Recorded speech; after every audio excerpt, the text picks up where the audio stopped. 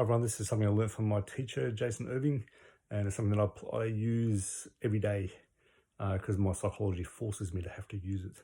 And the idea is a practical use of different emotions, especially more the shadow emotions. And to be honest, the emotions that are more common in the world. We're talking anxiety, depression, anger, shame, and guilt. Who doesn't have those things? Everyone has those emotions. The thing is, some people have more of a bucket. If we all have buckets of emotions, some people's buckets are very full with certain types of emotions and not so full in others.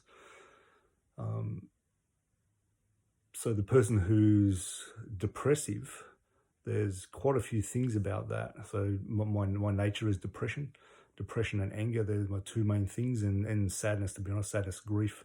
They're the three things that I'm working with in this life, and they'll be with me for life, those things, because they're actually sources of energy to me produce the purpose that I'm here for.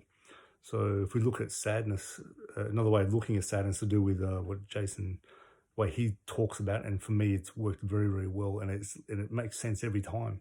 When people are sad, you're sad of the things that you've missed out on, needs that haven't been met, and usually in childhood. So inner child works massively here. It's a way of, it's like the sadness is building up for you to have to address it. And then when you find a way to address it, it's like, oh, it's about inner child needs not being met. It's not feeling heard. Sadness of what could have been but never was. I wasn't parented a certain way. I was never nurtured this way, and that sort of stuff. So as an adult, you learn to give yourself those needs. That's the ultimate thing. It's not about blaming people at all. That's only the first stage of blaming, because blame shows you what you need to own. So if it's sadness, sadness is a massive reconnector. That's what it is. It's a massive reconnector to who you really are, and especially to the spiritual self. Grief and sadness, they're hugely, and sorrow in general, they're hugely spiritual energies. They're enlightenment energies. By going into sadness, there's a sacredness that's inside. It can show up. So that's the sadness. Depression will answer any question that you ever need in your life for you.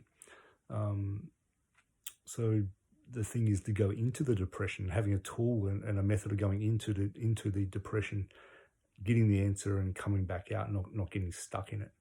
So I know in my past, when I've been depressed for months on end, weeks on end, when I look at it now, my psychology was trying to find the answer of, how do we get out of this? What's happening here? But I didn't have a way of getting in and finding the answers really quickly and coming back out. And what we do when we don't want to sit in with certain emotions, is we start doing addictions. So eating food to make you feel better. For me, it was exercising a lot to make me feel better, and it works big time. But at a certain point, it doesn't. It's like exercise becomes excessive, or you get injured, and then things are real bad because you've been running away from this thing all the time you didn't know how to deal with. So Jace teaches those things in the academy, and it's not my place right here to teach those sort of things. But yeah, there's it's just a different way of looking at